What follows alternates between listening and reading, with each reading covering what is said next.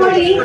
তো এখান থেকে চাঁদপুর থেকে হান্ডিয়াল পর্যন্ত রাস্তা এতটাই খারাপ যে আমাদের শিক্ষার্থী সহ সকল জনসাধারণের জন্য সেখানে যাওয়া খুবই ভয়াবহ অবস্থার সৃষ্টি করে। এমনকি হাটের দিন বৃহস্পতিবার এবং রবিবার মির্জাপুর হাট বসে। তো পণ্যবাহী যত গাড়ি আছে, যত জনগণ আছে বাজারে যাওয়ার, তারা যখন পণ্য নিয়ে বাজারে যায় তখন তাদের অনেক ভোগান্তির কবলে পড়তে হয়। সেখানে ভাড়া রাস্তা আছে, সেখানে তাদের পণ্য নামাতে হয়, তারপরে আবার তুলতে হয়। তো আমি এটাই এবং 3 তলায় করে রাস্তাটা আগের মতো চলে যায়। এই রাস্তার